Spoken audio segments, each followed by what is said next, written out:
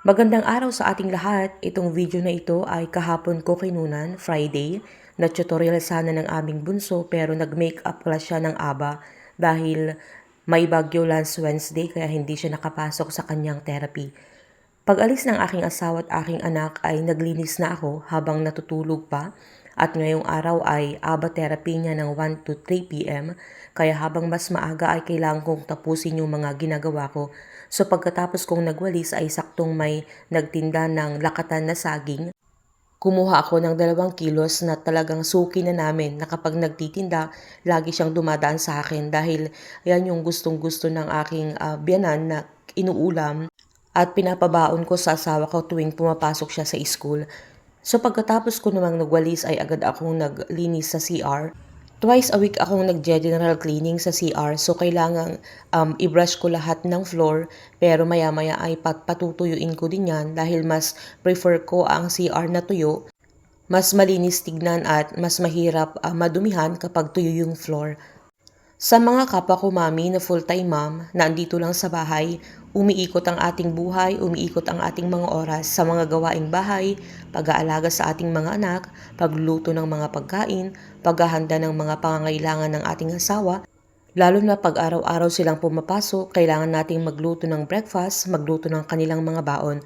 So alam ko at makaka-relate ang mga full-time mom na katulad ko na bawat umaga paggising pa lang natin ay ang isip natin nasa trabaho na agad kung ano yung sunod-sunod nating gagawin na kailangan nating tapusin, lalong-lalo na yung mga mami na kapareho kung may mga toddler na anak, talagang minsan ay hindi natin sarili yung oras natin. Kaya sinasamantala kong magtrabaho kapag tulog pa si Bunso dahil kapag gising na ay may mga panahon talaga na hindi ko natatapos yung mga ginagawa ko dahil mas gusto niyang nagpapakarga o mas gusto niyang nilalaro ko siya. Kaya iniiwan ko talaga yung mga gawain ko kapag gising na siya dahil ang gusto ko din ay mafokusan siya lalo na yung sitwasyon niya ay kailangan talaga niya ng atensyon mula sa akin.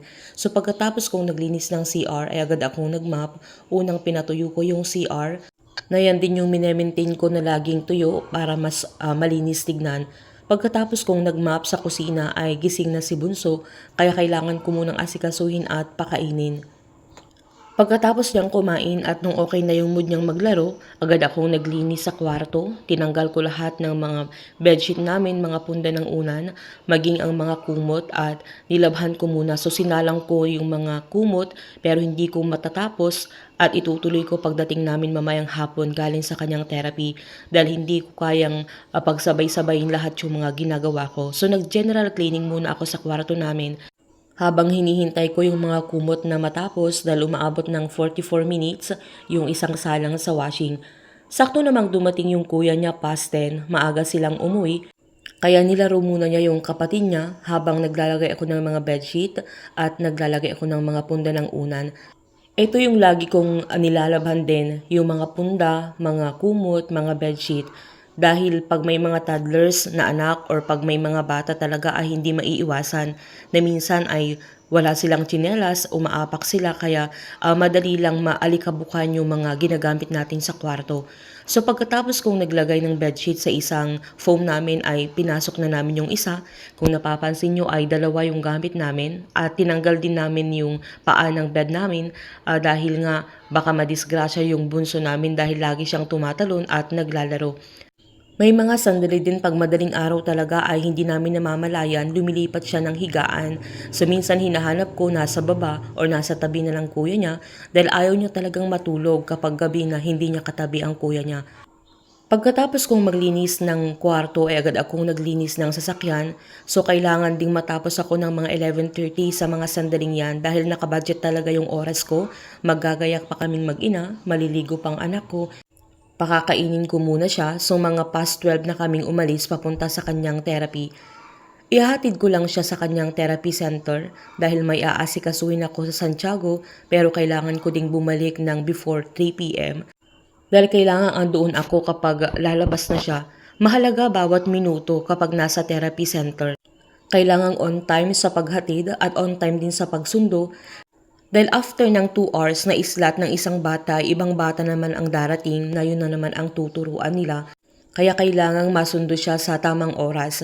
Hindi ako umaalis sa kanyang therapy center Nakaramihan talaga ay andun ako nag-aantay sa kanya, pero umaalis lang ako kapag talagang may kailangan at may aasikasuhin. Ang kagandahan sa therapy center niya ngayon ay very comfortable yung waiting area nila. So sa 2 oras na paghihintay ko sa kanya ay nakakapagpahinga din ako dahil kahit anong gawin ko sa bahay, kapag tulog siya ng hapon, gustuhin ko mang matulog. Hindi rin ako makatulog lalo na kapag naiisip kong meron akong gawain na kailangan kong tapusin.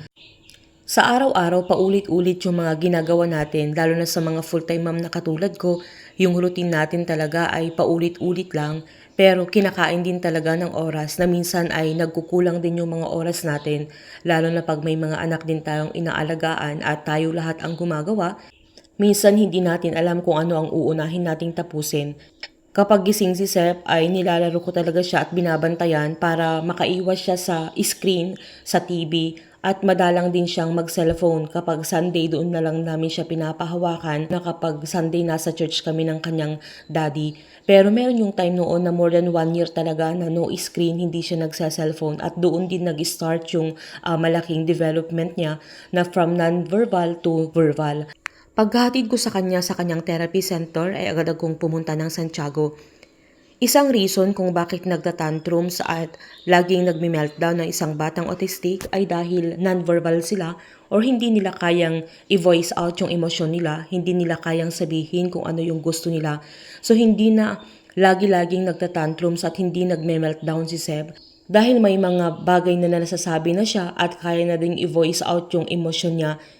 Natuwa kami ng kanyang kuya nung matulog kami na iti-turn off na niya yung light, sinabihan niya yung kuya niya ng no, sabay hila niya na matutulog na sila sa higaan. So parang sa iba ay napakaliit na bagay, pero sa amin ay napakalaki para kay Sep, lalong-lalo na ay talagang noon ay hindi siya nakakapagsalita. So sa mga unti-unti niyang improvement ay malaking accomplishment yun para sa amin. At laking pasalamat din namin dahil alam namin na ang Panginoon ang siya nag-i-intercede at sagot sa pangapanalangin sa mga dami ng taong nananalangin para sa amin, lalong-lalo na para sa aming anak sa kanyang improvement. Todo ang pagmamadali ko sa mga sandaling yan dahil nag-aabol ako ng oras. 1:30 ako dumating ng Santiago, 2:00 ay natapos na ako. So, 2:00 pa lang ay kumain ako sa sasakyan dahil gutom na din ako sa mga sandaling yan. So, kumain muna ako saglit na quick lunch, 5 minutes kailangan matapos na akong kumain. So, bumalik agad ako ng Alicia para sunduin si Sep na nahabol ko naman yung paglabas niya na kahit medyo na traffic ako. Pero bago kami umuwi ay dumaan muna kami ng Robinson para bumili ng gatas niya. Marunong na din siyang pumili ng pagkain na gusto niya. Na gustong-gusto niya yung mga ganyan, yung mga presto, mga peanut butter, yung mga may palaman. Kaya yan yung mga kinukuha niya at talagang hinahawakan niya yan hanggang sa counter. Pagdadalawa kami dati ay nilalagay ko siya sa cart pero sinasanay ko na siya na hinahayaan ko lang.